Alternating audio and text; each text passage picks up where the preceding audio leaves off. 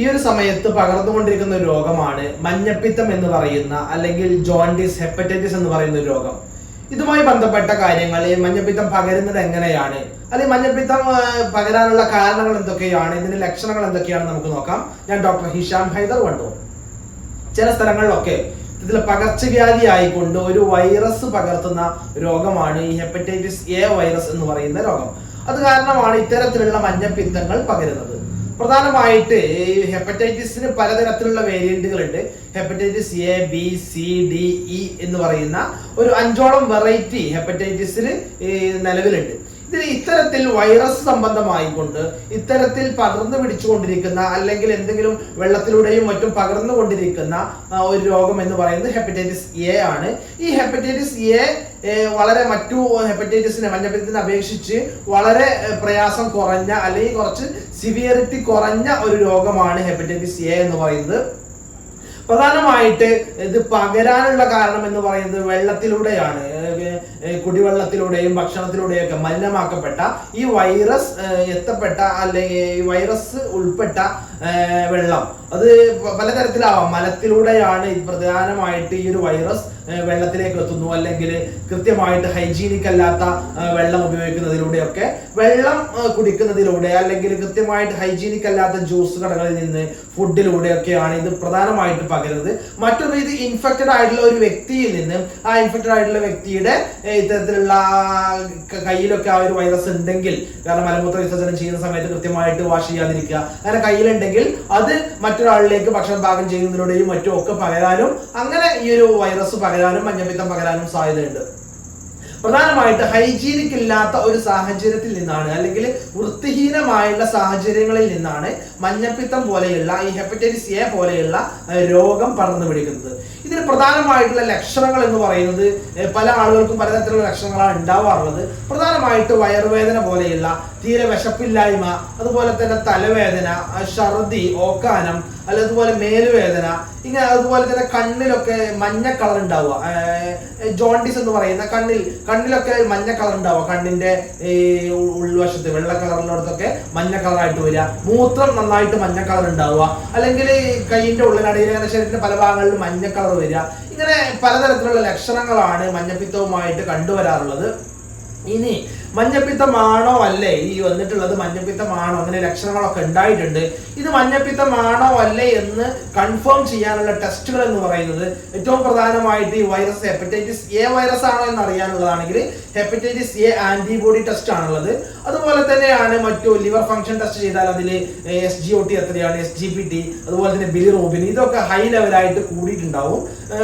Normally hepatitis A ബാധിച്ച ആളുകൾ ഇതൊക്കെ കൂടിയിട്ടുണ്ടാവും. ഇതൊക്കെ അതുപോലെ തന്നെ യൂറിൻ ടെസ്റ്റ് ആണെങ്കിൽ യൂറിൻ ടെസ്റ്റിൽ നമുക്ക് മനസ്സിലാക്കാൻ കഴിയും. ഇങ്ങനെയുള്ള ടെസ്റ്റുകളിലൂടെയൊക്കെ കൃത്യമായിട്ട് ഡയഗ്നോസ് ചെയ്ത് ഇത് മഞ്ഞപ്പിത്തമാണ്, ഹെപ്പറ്റൈറ്റിസ് എ ആണെന്ന് കൺഫേം ചെയ്ത് കഴിഞ്ഞാൽ നമ്മൾ അതിന് ആവശ്യമായിട്ടുള്ള ചികിത്സകൾ എടുക്കേണ്ടി വരും, കൃത്യമായിട്ട് റെസ്റ്റ് എടുക്കേണ്ടി വരും. ആവശ്യമായി ഇത് എവിടുന്നാണോ പകർന്നത് എന്ന് കണ്ടെത്തിയിട്ട് ആ സോഴ്സ് ഓഫ് ഉറവിടം അല്ലെങ്കിൽ ആ ഒരു വൈറസിന്റെ സോഴ്സ് എന്ന് പറയുന്നത്, ഉറവിടം എന്ന് പറയുന്നത് നശിപ്പിക്കേണ്ടി വരും, അല്ലെങ്കിൽ ആ ഉറവിടം ഹൈജീനിക് ആക്കേണ്ടി വരും. ആ ഒരു മറ്റുള്ള ആളുകളിലേക്ക് പകരാതിരിക്കാൻ വേണ്ടി ശ്രദ്ധിക്കേണ്ടി വരും. ഇനി ഇത്തരത്തിലൊരു രോഗിക്ക് ഇൻഫെക്ഷൻ വന്നു കഴിഞ്ഞു, ഹെപ്പറ്റൈറ്റിസ് എ ഒരാൾക്ക് വന്നു കഴിഞ്ഞാൽ നമ്മൾ ശ്രദ്ധിക്കേണ്ട കാര്യങ്ങൾ എന്ന് പറയുന്നത് ഏറ്റവും പ്രധാനമായിട്ട് വൃത്തി തന്നെയാണ്. ഹൈജീനിക് ആയിട്ട് നമ്മൾ കൈയും മുഖവും നന്നായിട്ട് കഴുകുക. കൈയിലൂടെയാണ് ഇത് പകരാൻ സാധ്യത. നമ്മൾ മലമൂത്ര വിസർജനമൊക്കെ ചെയ്തതിനു ശേഷം കൈ കഴുകുമ്പോൾ സോപ്പ് ഇട്ട് വാഷ് ചെയ്തിട്ടില്ലെങ്കിൽ അത് കൈയിലൂടെ തട്ടാനും അത് മറ്റുള്ള ആളുകളിലേക്ക് പകരാനൊക്കെ സാധ്യത ഏറെയാണ്. അതുകൊണ്ട് കൃത്യമായിട്ട് സോപ്പ് ഇട്ട് നന്നായിട്ട് മലമൂത്ര വിസർജനത്തിന് ശേഷം നന്നായിട്ട് കൈ കഴുകുക. സാനിറ്റേഷൻ, മലം പാസ് ചെയ്യുന്ന ടോയ്ലറ്റ് അത് മറ്റുള്ള ആളുകൾ മാക്സിമം ഉപയോഗിക്കാതിരിക്കുക. ഉപയോഗിക്കുകയാണെങ്കിൽ തന്നെ കൃത്യമായിട്ടുള്ള സാനിറ്റേഷൻ ചെയ്തിട്ട് നല്ല ഡിറ്റർജന്റ് ഒക്കെ ഉപയോഗിച്ചിട്ട് വാഷ് ചെയ്ത് വൃത്തിയാക്കിയതിനു ശേഷം മാത്രം അത്തരം ടോയ്ലറ്റുകൾ ഉപയോഗിക്കുക. അതുപോലെ തന്നെ ഇത്തരം ഇൻഫെക്റ്റഡ് ആയിട്ടുള്ള ഹെപ്പറ്റൈറ്റിസ് എ വന്ന ആളുകൾ ഭക്ഷണം പാകം ചെയ്യാതിരിക്കുക. ഇനി ഇത്തരം രോഗികൾ, ഇങ്ങനെ ഹെപ്പറ്റൈറ്റിസ് ഉള്ള ആളുകൾ കുറച്ച് കംപ്ലീറ്റ് റെസ്റ്റ് എടുക്കുക എന്നതാണ് പ്രധാനമായിട്ട്. ഒന്ന് റെസ്റ്റ് എടുക്കുക, വെള്ളം ധാരാളമായിട്ട് കുടിക്കുക. അതുപോലെ തന്നെ കുടിക്കുന്ന വെള്ളം എപ്പോഴും തിളപ്പിച്ചാറിയ വെള്ളം തന്നെ കുടിക്കുക.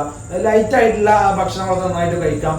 ഹെവി ആയിട്ട് നമ്മുടെ ശരീരത്തിന് ക്ഷീണം പറ്റുന്ന രീതിയിലുള്ള നന്നായിട്ട് കൊഴുപ്പടങ്ങിയുള്ള ഹെവി ആയിട്ട്, അഥവാ ലിവറിന് കുറച്ചുകൂടെ ഓവർ വർക്ക് കൊടുക്കുന്ന തരത്തിലുള്ള ഹെവി ഫുഡ് മാത്രം ഒഴിവാക്കുക. മറ്റു ഫുഡുകളൊക്കെ പോഷക സമൃദ്ധമായ ആഹാരങ്ങളൊക്കെ കഴിക്കാവുന്നതാണ്. ഈ കാര്യങ്ങളൊക്കെ ശ്രദ്ധിക്കുന്നതോടൊപ്പം കൃത്യമായിട്ട് റെസ്റ്റ് എടുക്കുക. സാധാരണഗതിയിൽ വളരെ പെട്ടെന്ന് മറ്റു അസുഖങ്ങളെ പോലെ ഒരു 2-3 ദിവസത്തിന് റെസ്റ്റ് മതിയാവില്ല.